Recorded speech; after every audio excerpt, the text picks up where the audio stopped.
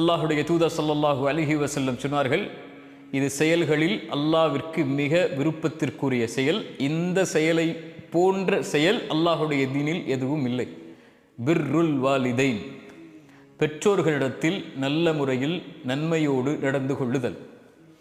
என் சகோதரனே, என் சகோதரியே, இந்த உலக வாழ்வில் உங்களுடைய தாயும் தந்தையும் உங்களோடு இப்போது உயிரோடு வாழ்ந்து கொண்டிருந்தால் அல்லாஹ் உங்களுக்கு அதைவிட பெரிய அருளை இப்போது கொடுக்கவில்லை.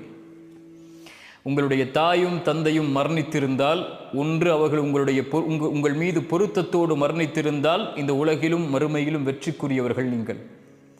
உங்களுடைய தாயும் தந்தையும் உங்கள் மீது கோபத்தோடு உங்களை பொருந்திக் கொள்ளாத நிலையில் மரணித்திருந்தால் அல்லாஹ்விடத்திலே தௌபாவின் மூலமாக திரும்பிக் கொள்ளுங்கள். நஷ்டவாளிகளாக நீங்கள் வாழ்ந்து கொண்டு இருக்கிறீர்கள். குர்ஆன் சொல்லுகிறது, வகதா ரப்புக அல்லா தஅபுது இல்லா இய்யாஹ். அல்லாஹுவை வணங்குதலுடைய கடமையை அல்லாஹ் மனிதர்களுக்கு கொடுக்கிறான். அதற்கு பிறகு வபில் வாலிதைனி இஹ்சானா, பெற்றோர்களிடத்தில் நல்ல முறையில் நடந்து கொள்ள வேண்டும் என்ற கடமையை அல்லாஹ் கொடுக்கிறான்.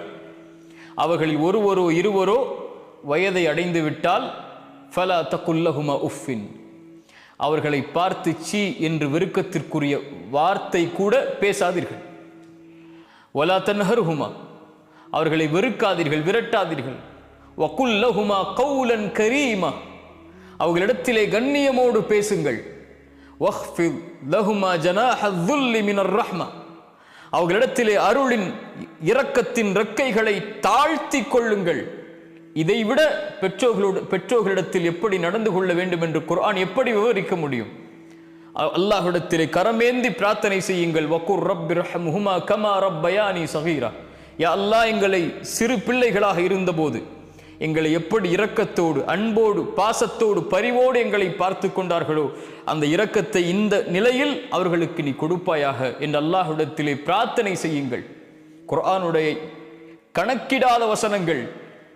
அல்லாஹ் சொல்கிறான், வவஸ்ஸைனல் இன்சான பிவாலிதைஹி, பெற்றோர்களிடத்தில் நல்ல முறையில் நடந்து கொள்ளுங்கள். சிரமத்தின் மேல் சிரமப்பட்ட அந்த தாய் அவளை சுமந்திருக்கிறாள்.